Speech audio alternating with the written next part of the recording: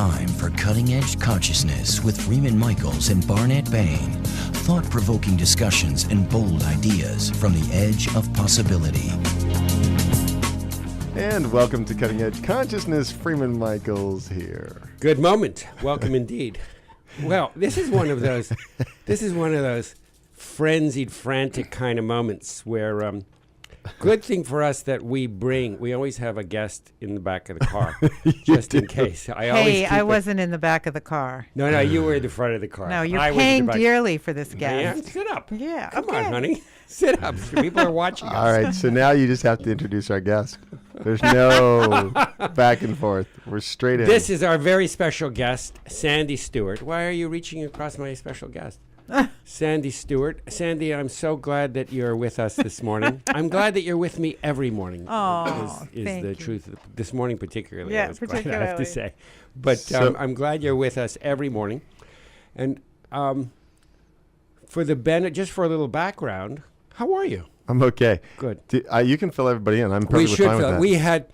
We had another guest. Our guests are only special. We have our very special guest, Sandi, but we also had another special guest live from Germany. Well, fortunately, he is still live. Well, we hope he's alive. I think he's alive, but he is still in Germany, and we could not, in our crack radio station here, we have too much equipment, way more than we can handle, and we couldn't handle making a transatlantic call. So he's still in Germany. No, we made it. It just rang and rang and rang. He never answered. And who was that? We can't say. Oh, you can't say. You know, this is the same. Yeah, this is the same as the no-show show. The no-show show. That was we did a show where the guest didn't show up. Uh-huh. It was a great show. It was a great show because Barnet was very honest about his disappointment and his frustration and his anger. I'm not so disappointed this time because I have my lovely wife, and we get to spend more time because 25 hours a day is never enough. Except that I haven't seen you much in the last month, That's really. true, but it's good to see you today. How are you? I'm good. I've been You breathing. were away in Canada and then Santa Barbara, and I was away in Canada. And Different part of Canada, and then another part of Canada, another East part and of West Canada. Coast. And Freeman, you were away? Where were you? I don't know. You were in San Francisco. Francisco. I know. I saw. I got Pinterest or something. Yeah. Is that what it's called? Pinterest. I don't know. I was in San Francisco. We did. We're still working on radio, let alone Pinterest. We did. I did a meetup, a Monday meetup, meet and greet about collaboration, and it was powerful. It was disorganizing. I'm still a little disorganized by it. So there's a theme that Barnet and I have been working on in the show having to do with putting down our expert, right? That going into situations where we play the expert and control the situation and manipulate and have an agenda is topping out as an operating system. And so we both have committed to putting down our agenda and our jargon and lots of other things. We're always putting things down. There's a big pile of stuff on the floor. It's amazing how many things you can carry. That's true. So I went in on a Monday night with the intention to put down any agenda and to really model. That's making noise when you do that. To really model It's like my mother, isn't he? Openness and authenticity. And it was powerful because very quickly when we wanted to collaborate, the shadow came rushing in of, the topic was partnership, and I wanted people in twos to partner over some. I extended the topic out, and they would partner over that, and then we extended into groups of four, and then we'd bring it back to the full room. And very quickly, people were recognizing their defensive traits, right? Their armoring, the way that they show up in a way that protects them, and how that was getting in the way of being authentic, because the whole principle was I'm going to be authentic and I'm going to show up. And I modeled some of this. Anyhow, it was really powerful. By the end, we were all glowing. And you know how this goes. You've been in enough moments like this where, I get to be real. Just that deep breath, kind of show up, be real, be honest, be open. And so we were glowing at the end. It's really a beautiful experience. Yeah, I witnessed an experience like that, actually. Here I am, truth teller, so I hope that's okay, Barnet. Be the truth teller. We might have to take a breath. Commercial. We'll edit. No. We'll edit this. We had a friend over, and Barnet was a little bit stressed from work and obligations and just a little bit stressed. And our friends started to talk about a subject, and both of them got on their position. And this was a subject that I didn't know much about. Neither did we. Well, clearly. You discovered. Clearly. Actually, you both do know a lot about it. But, and she was actually, she was actually speaking from her experience, and it is her world that she was talking about. And Barnet. I'm an expert in that too. Yeah, okay. And Barnet started to talk. He immediately went. He was cut off from the neck down, like there was no body. I watched it disappear in front of my eyes. There was this big head, and it was an existential head. And you started to talk from a very existential place. She was talking sort of like factual, just information. What is a coach? What is a trainer? What is a therapist? Like the difference between these people. Yeah, it was that kind of conversation. And Barnet went way up here to this I got so triggered. He just talked BS for like an hour and a half straight. And I'm glad I invited you here this morning. And no, but there's a good end to the story. And I sat there and I'm listening and thinking, I really don't like this guy. Who is this guy? This is like, if you could only hear yourself, you'd be really humiliated. I was actually, I heard myself. And it was really, really, really bad. And I just listened and I went, oh, there's like big stuff going on with him. This is not about this. I really wonder what it's really about. And what is this the really next about? day we were by ourselves. Our friend just left. And former friend. Yeah, no, she's a dear friend. And all of a sudden, we were just sitting in the living room, not very connected, because that incident kind of created a nice big space. Yes, I didn't want to go near him. Yeah. But we were still sort of going through the motions and You're sitting still there. married. Yeah, we're in share the same house. We still have the same house.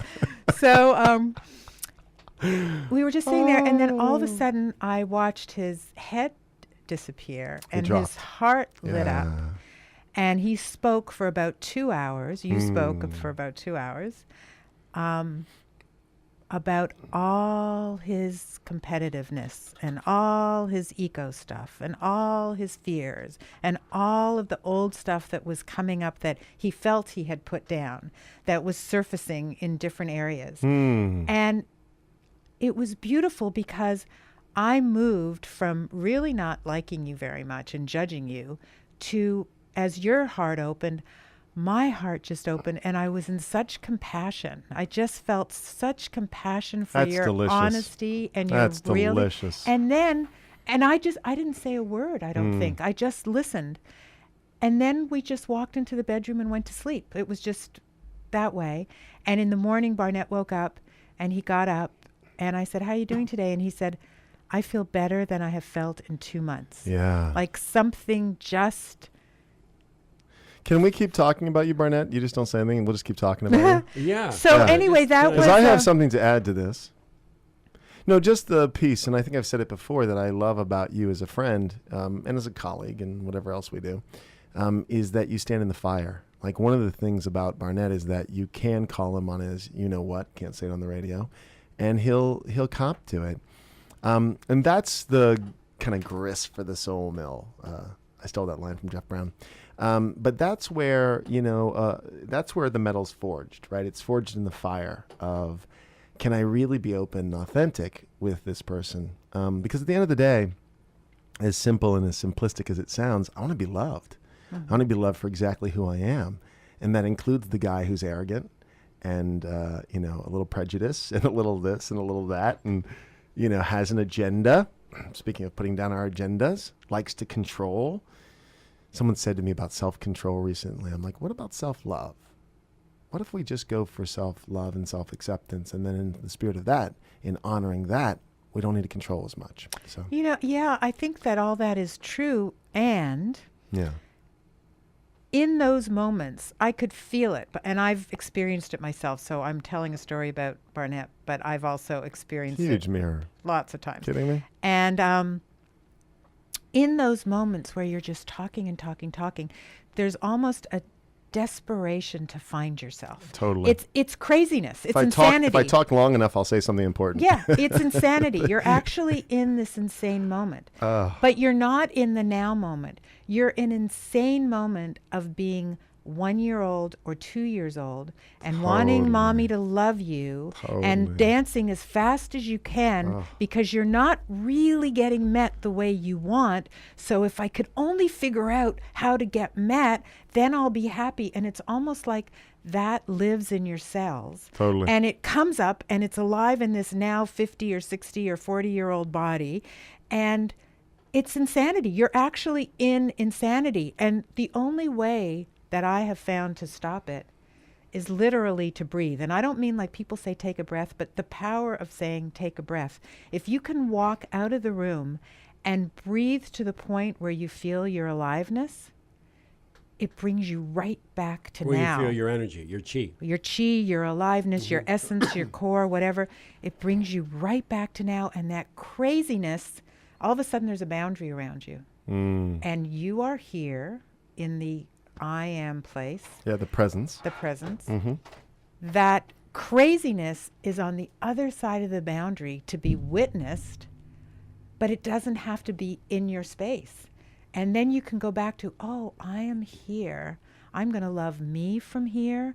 I'm going to love you from here. And that feels very different than jumping out in the craziness and trying to find the love out there from that place where you're not even home. But you know what happens? I love that we're bumping our mics and coughing. Man, we're like squirming like worms. Go ahead, Barnet. It's very difficult to. This is a very awkward, but we'll work around it. Yeah, go with the energetic awkward versus how we've been able to match that in weirdness. It's difficult. It's challenging to remember because it's such a habit to not remember. But when I do remember, it is impossible to feel my aliveness and to be running a head trip at the same time. That's right. You can't do them both. You cannot dominate and control and feel the love at the same time, and feeling the aliveness, being aware of the chi moving through you, is being connected to the love. You cannot control and feel the love simultaneously. You just can't. So we're at a point in our growth, in our love and growth, where it is no longer constructive to attempt to fix anything. We're at a point where we're beyond fixing. We have done enough of that sort of thing. Yeah. We're beyond fixing, but we are at the place where we are open to make change. So it is now not about repairing so much as making the decision to change, to see where we are, to own where we are. And what is shocking is how much resistance there is to change. It's like, no, but I really do want to blame. No, but I really do want to dominate. No, but I really do want to have hierarchies. I really do want to be righteous. There's all those kinds of energies that I become aware of that are working there. They're all sort of bubbling in this cauldron. And to hold them, to be a container for all of that, to be as spacious, as large a container as I can be for all of that, and then make a choice, a superseding choice. It takes practice. It takes courage too. It's new ground. It's very new ground. There's a lot of courage in there too, because look. Really? Well, at least in my experience. What's the courage part? Well, courage comes from cur, which means heart. So there's that piece. But if I came from cur as in like mangy dog.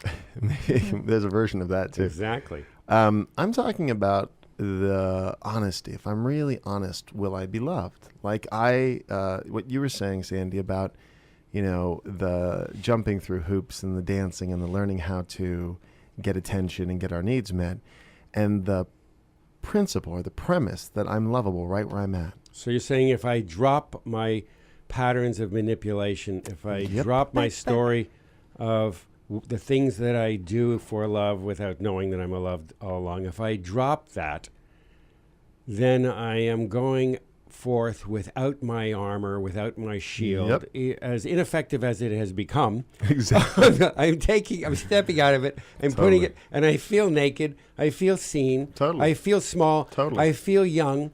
I feel that I'm picking up in the place of arrested development right where, as you spoke, Sandi, right at the point where I put on the armor. And I've been in arrested development emotionally pretty much ever since, and met life from behind the shield, from behind the sword that I thought was going to work, and it got me this far. And now I put that down, and emotionally I am as open and vulnerable as I was at the time I put on that suit of armor, and it feels... iffy. Yeah, it feels... vulnerable. Yeah. Can I say something? Well, you can, but you have to wait for the commercial break. Okay. Well, let's do this. Why don't you Why set don't up you what tease you're it, gonna, and then we'll come back. Just don't tell what you're gonna. Just say. Say what you're gonna just talk say, about. When we get back, we're gonna say here's something really fantastic and huge. I'll tell you something very fantastic and huge. Yeah. I don't feel anything when both of you are speaking. Oh, that's going to be one to come back well, to. we're Better going write to that come down back so to I that. Without Sandi, won't be here, but we'll come back. We'll be back right I after. love you both, Right but I'm after not feeling these much. words. Right after these words.